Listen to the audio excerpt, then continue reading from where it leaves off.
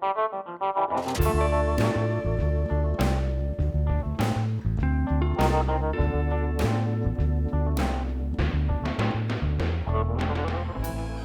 comes Seamus McDonagh.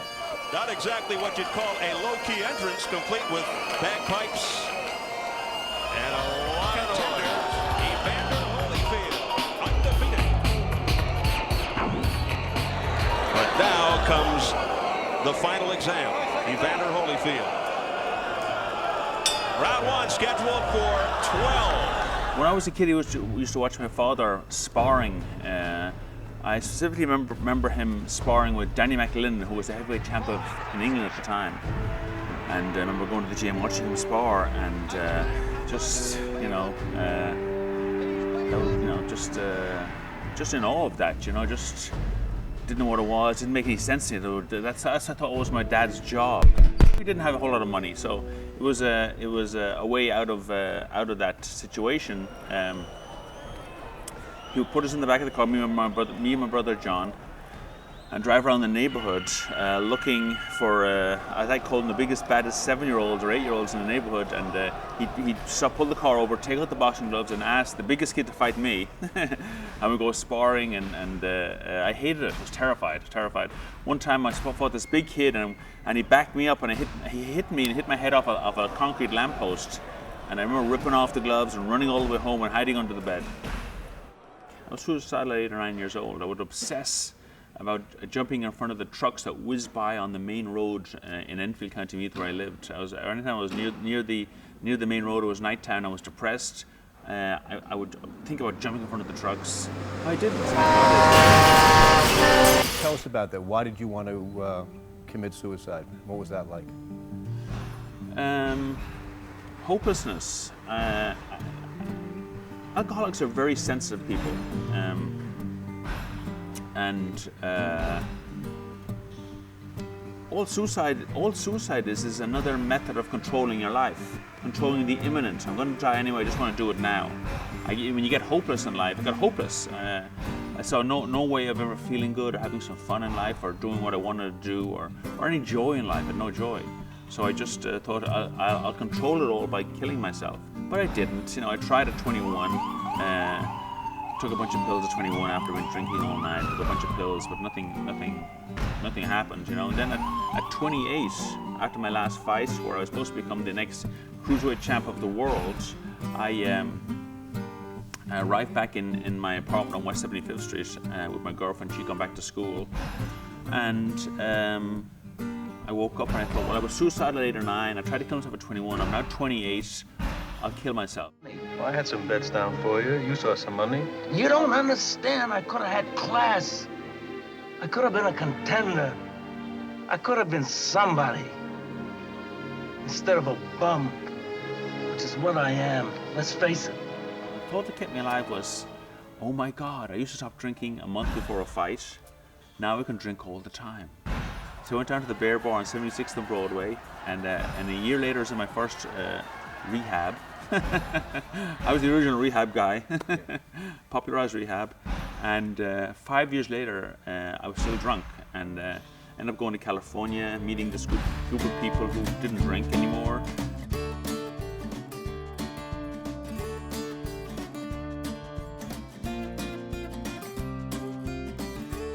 But they were also happy. And happy, contented. They had purpose in life, and it was attractive, what they had.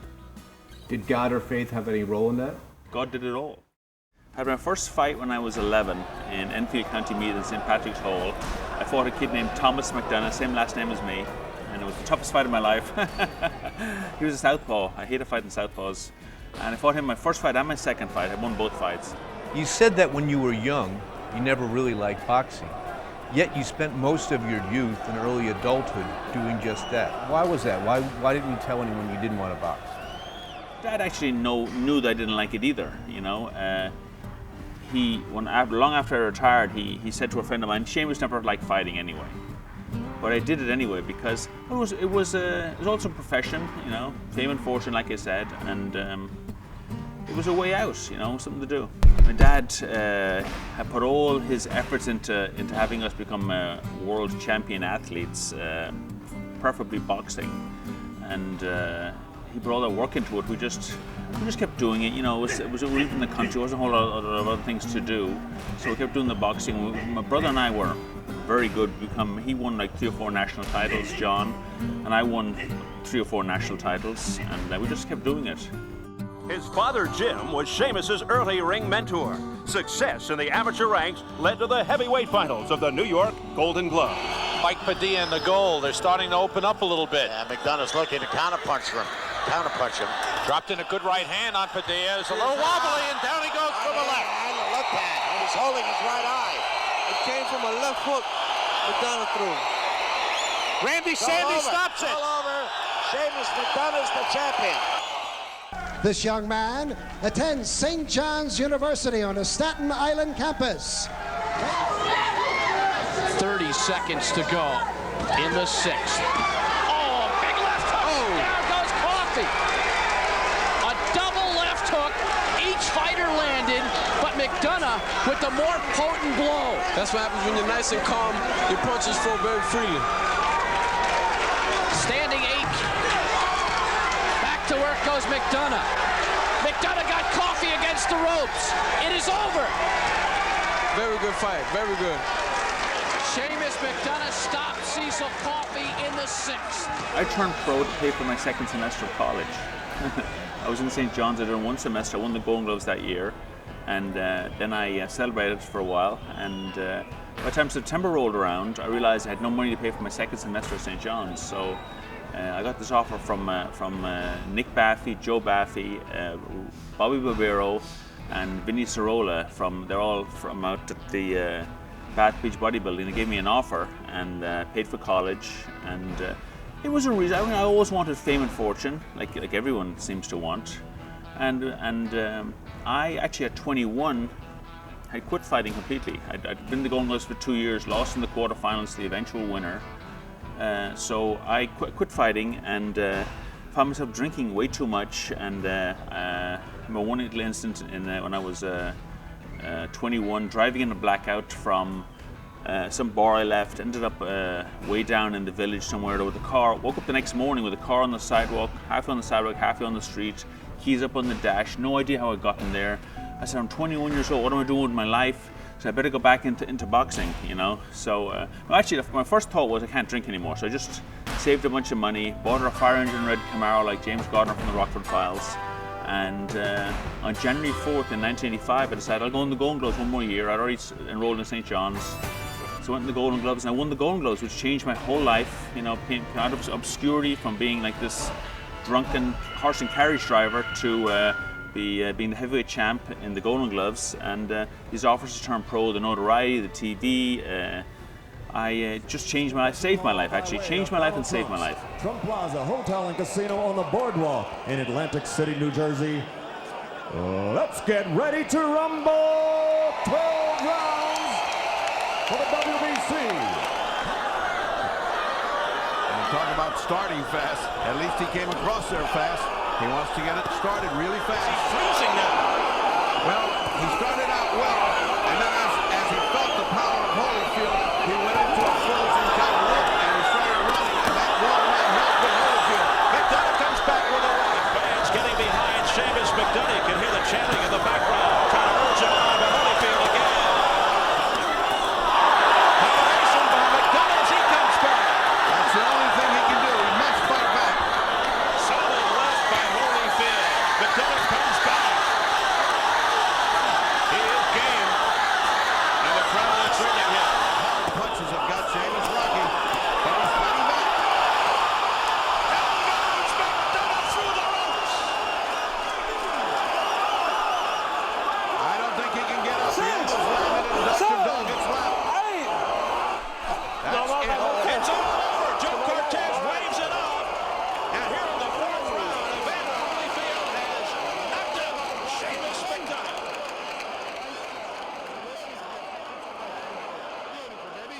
My last fight, I became completely suicidal. I was suicidal as a kid, like I said already, and after my last fight, I just, it wasn't for drinking I would have killed myself. So I went down to the beer bar on 76th and Broad. I was living on 75th and Riverside.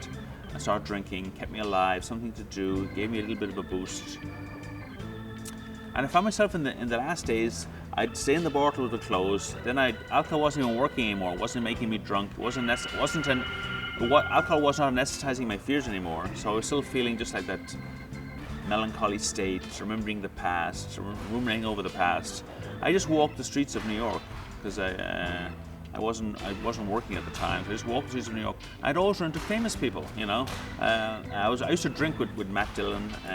I remember one time when I was walking past the History Museum, and I saw Matt, and I tried to avoid him. And he came chasing, I said, Seamus. So we had a little interaction, and one time I was walking on the west side. I ran into Colin Quinn, who I'd worked with on a play, or his play one time. I had done some production work on his play, and but yeah, I'd be. But it was sad, lonely, suicidal days to me. In that world, in 3D, according to Mick Jagger, I can't get no satisfaction, you know, and I couldn't. And I would train train so hard for fights, win spectacular wins, knockouts, Atlantic City, meeting famous people, and after it was all over, I go, is that it, you know? So I'm grateful that I was shown how to have conscious contact with this power, which is God, which is good, which I thought was ridiculous. There's no such thing. I thought at one stage in my life, when I was really down in the dumps and depressed, there's no such thing as God. I thought it's just some made up thing, you know. But once I was shown how to have conscious contact with it and feel it, part of my being, my whole life depends on it now. I've noticed in my life, what am I depending on in my life? Am I depending on the money, my looks, my job, my reputation, you know? And all I do now is I depend on this power, this God. And I notice that everything is a little easier, you know. Great things happen. Amazing things have happened since I have been shown this new way of living. It's a new way of living for me, depending on God rather than depending on people and myself. Rather than depending on my own brain, I depend on the mind of God. I saw a video where you were reciting the words to Paul Simon's The Boxer. Can you tell me about that? One of the first concerts I ever went to was a Simon and Garfunkel concert in Dublin, in Ireland, and I mean, I've known that. I used to sing that song, you know. My friends sang it, and I was singing it, and but I never actually saw the actual words. I'm the person who knows all the songs, doesn't know the words to any songs, you know. And I was reading through it, and it so paralleled and described my life, you know. Because I was actually in the Irish Arts Centre on the West 51st Street, between 10th and 11th Avenues in Manhattan. And I had done my first play there. You know, after I quit boxing, about a year and a half later, I auditioned for an Irish play called Bobby Sands, directed by Nye Hearn and starring Jimmy Smallhorn and a bunch of great cast. And I got a part of the play, and which was, oh, I'm back, you know. And so I was reading the song in the Irish Arts Centre 15 years or 10, 12, 13 years after this horrible stuff was happening in my life. I just got reminded of it all, you know. It all came rushing back, and then I couldn't talk, you know. There's like a 30-second pause I'm reading it, like, and then I start reading again. Next thing, one tear comes down my cheek. You couldn't have done that. You couldn't have planned it if you wanted to, you know. You know that song by Paul Simon, The Boxer? The Boxer?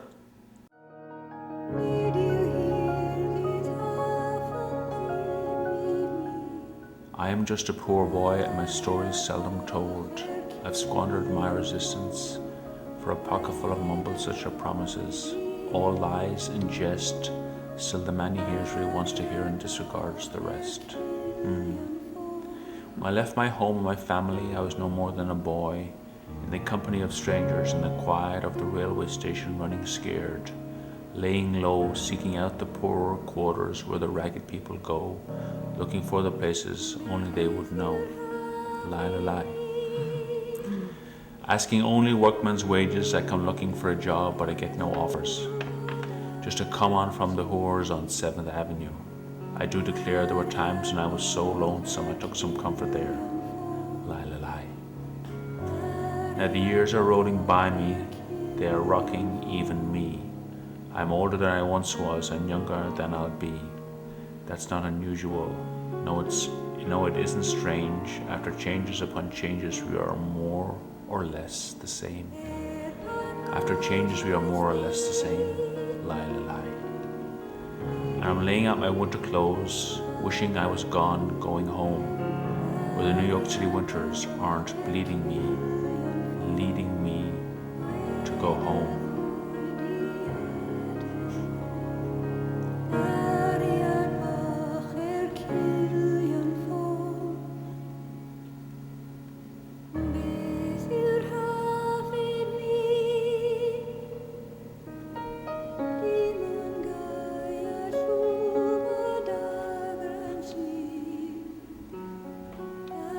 In the clearing stands a boxer and a fighter by his trade, and he carries the reminders of every glove that laid him down or cut him till he cried out in his anger and his shame, I am leaving, but the fighter still remains. Yes, he still remains. Lie, lie, lie.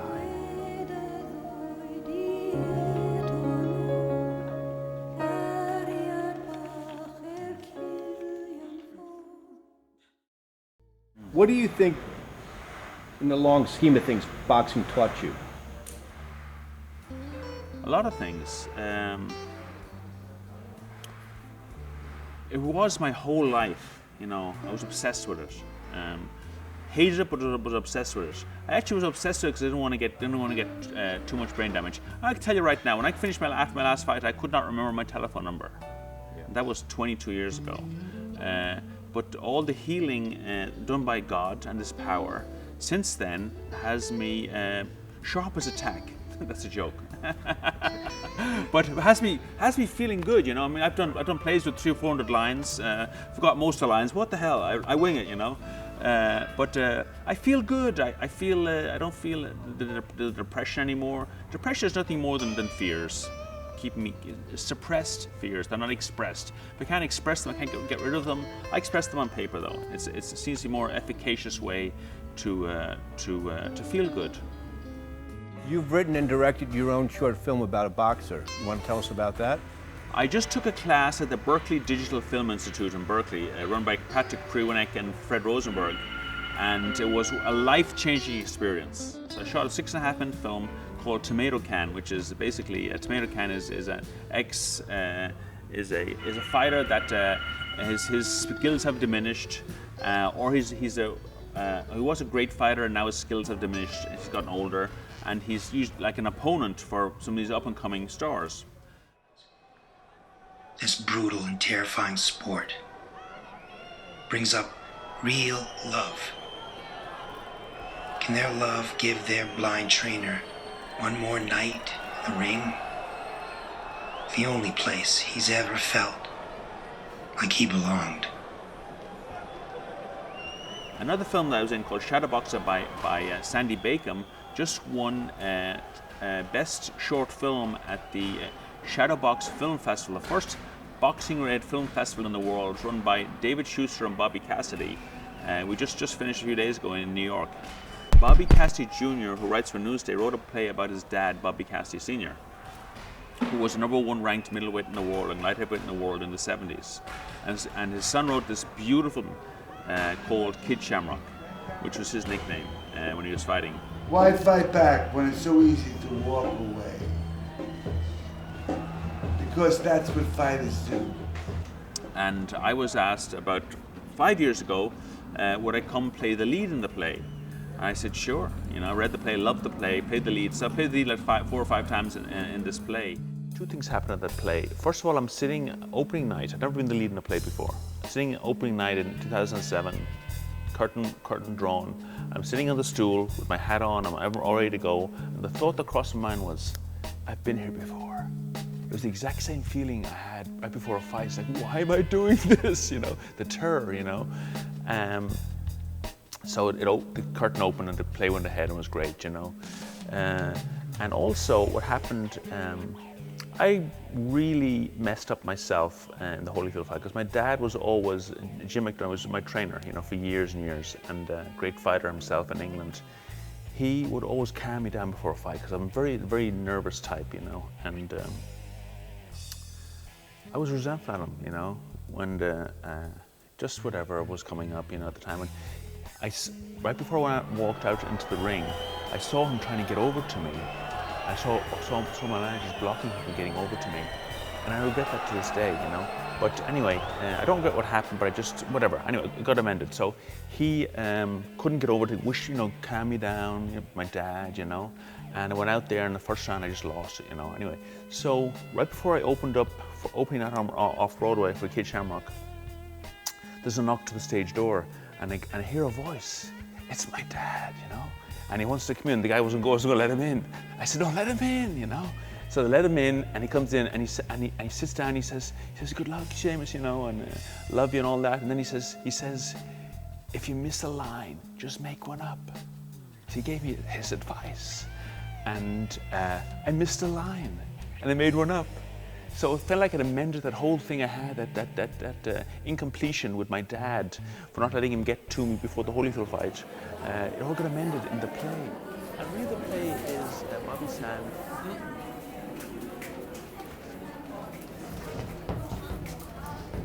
After the fight, I'm sitting in my dressing room, still trying to figure out what happened. And in walks Brando. Marlon Brando? No, Seamus Brando's. Any other Brando? But you know what? I just had the most amazing realization that this whole play and the whole experience is about amends and about Bobby Cassidy Jr. and his son Chris being amends with their dad, because everyone's doing the best they can in this world. I know they are. So everyone did the best they could. Everyone's doing the best they can. So amends is beautiful, and it amended stuff with me and my dad in my life, which was amazing, you know.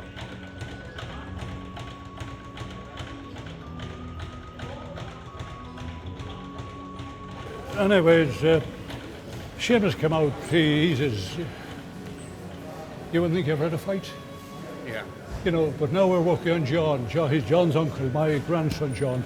We're working on him now. I think he'll be a very good fighter.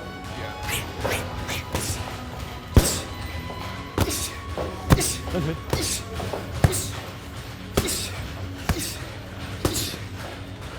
So I just wanted to go out and win the Golden Gloves and just see where I take it from there. Like, how's your trainer?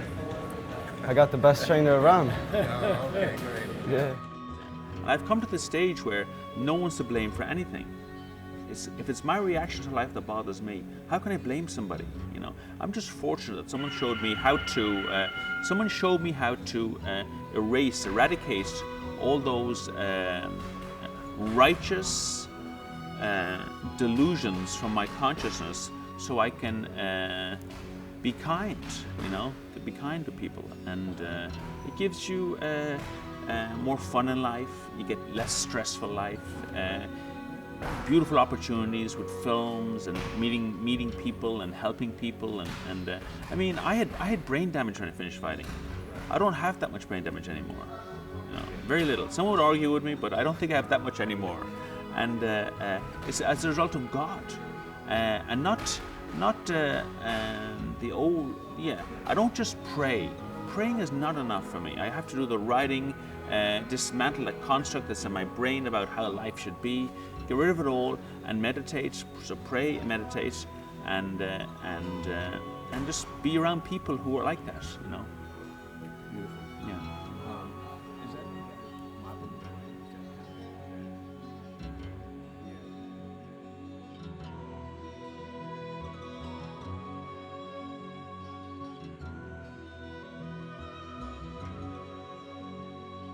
Did I see you fight Rodrigo Valdez right over here at Sunny Saigon? Who wants to know? Hey, my name is Tom. Tommy Connor, man. Hey, listen, man, I'm telling you right now, I'm an avid connoisseur of this sweet science. Thank you very much. Gary. Right here. Oh, it's a great job. Your workout was great. Great job. Sorry, I didn't get you. I heard you guys. Let me see him. I'm up to that one. Ow! Oh my God. Good job, Seamus. Thanks, Patrick. It's always a pleasure working with you. Likewise, You know likewise. I Always love a you. pleasure. Beautiful, beautiful. Great. I knew Seamus years ago when he was a top-ranked fighter, and actually he would have killed me in 2 seconds if it was for real. He and I did an exhibition one night in the Irish American Center in Nassau County. We raised quite a few $1,000s for Project Children. That was the group that brought Catholic and Protestant kids over to Northern Ireland during the height of the trouble that was going on. There's a war going on then, and we were able to raise money. Thank you, Mike. Thank you so much. Pulled it through, huh? Wow. So turn around. You want us to be on camera for a second? The radio, the TV channel? Yeah. Sorry, yes, sir. My name is Craig. I'm from the Met. Great job today. Okay, thank you. Great performance. Thank you so much. Yeah, Thank I you. really enjoyed it very, very much. Thank you so much. It's a great show. Thanks for coming down. Congratulations on your new show. Thank you. Thank you. Yeah.